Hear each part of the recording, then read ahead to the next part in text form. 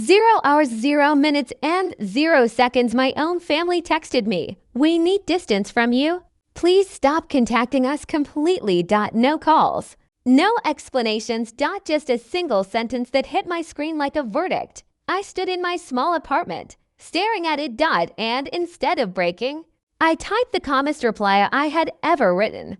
They had no idea what that moment would trigger. Before I go further, no, I'm not asking for likes or cities. I'm just telling you what happened. My name is Mava Whitlock. And for most of my life, I was the reliable one, the person everyone handed problems to without asking if I could carry them. I worked payroll at a medical facility. Structured work. Predictable work. The kind I needed because everything else in my life wasn't. My apartment reflected that need for control. Clean counters, soft lighting, receipts sorted by color in a drawer that stuck slightly when it was humid. Nothing fancy. Just stable. And in my family, stable had a very specific meaning. It meant I paid. My mother, Linda, believed family help was a rule of nature. My father, Robert, called it duty, and my sister Nora called it my job. Banker girl, she used to say, smiling like it was funny. It wasn't. Every time I said no, the entire family rewrote reality around me. Don't be dramatic. She can't handle it alone. You're the responsible one. Even extended relatives joined in like it was a shared script. Except my Uncle Grant. He never asked for anything. He just watched. Quietly. Like he already knew how this would end. I didn't. Not yet. Then came Nora's apartment deposit request. She didn't even look up when she asked, "You'll cover it, right?" I said no. Simple, calm, final. The room reacted like I'd committed a crime. Silence, disappointment, judgment, and Nora smiling like I was the one being strange. I left that night thinking boundaries were supposed to be normal. They weren't in my family. 2 days later, my office phone rang. A landlord was confirming changes to my parents' rent arrangement. My arrangement. Late fees reversed. Emails shared. My work contact given out without permission. I remember sitting perfectly still while realizing something I had never considered.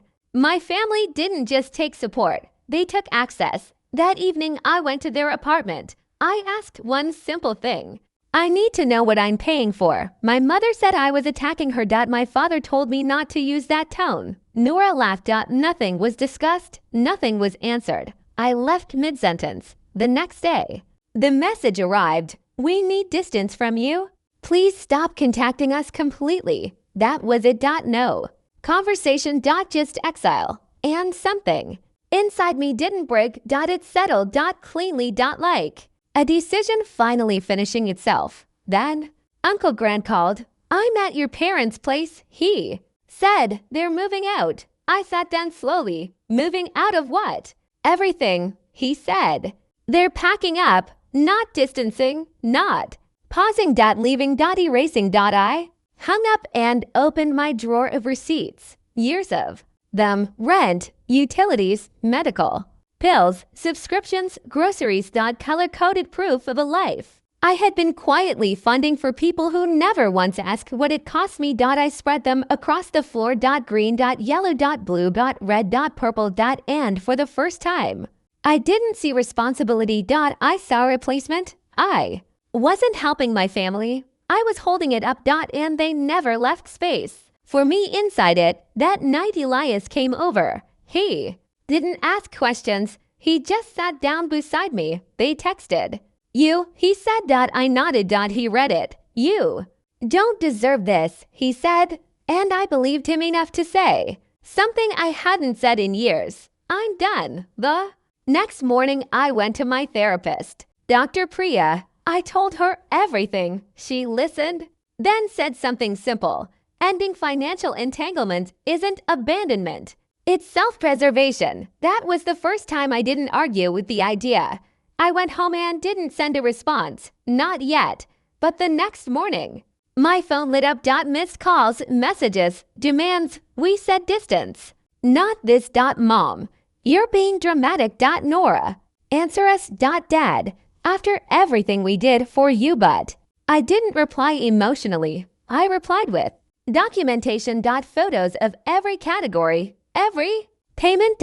Every responsibility they had offloaded onto me. Then one final message. I am honoring your request for distance. All financial support ends immediately. Please transfer all accounts into your names within 30 days, and then my direct deposits will be canceled. That's when everything changed. Anger. Confusion. Denial. Then panic. Then guilt. Then threats. Then fleeting. Nora, you're ruining my life. Mom, this isn't what we meant. Dad, you owe US. But I had stopped participating when they tried emotional blackmail. I replied once, I am not responsible for your lifestyle. Silence didn't last. Extended family joined in. Accusations, lectures, shame. I didn't respond. I sent them something else instead. Budget templates, utility contacts, rental resources, tools they had never needed to learn because I had been doing it for them. At the bottom, you are capable. You always have been. Then came the final message from my mother. If you do this, you're dead to me. I read it twice, not because it hurt, but because it didn't. I'm sorry you feel that way, I replied, and I put my phone down for the first time in years. The silence wasn't empty. It was mine. In the days that followed, I closed accounts. Ended payments, removed shared access, one by one. The invisible threads came undone. And instead of panic, I felt something unfamiliar. Dr. Priya called it what it was. Peace feels dangerous when you're used to chaos. Elias called it something simpler. You're free. And slowly, I started believing both of them, not because everything became perfect, but because nothing was pulling me under anymore. I learned something I didn't expect. Love without respect is just obligation wearing a familiar face, and boundaries aren't cruelty, they're survival. And sometimes the most important thing you can do is stop carrying people who never ask if you were drowning.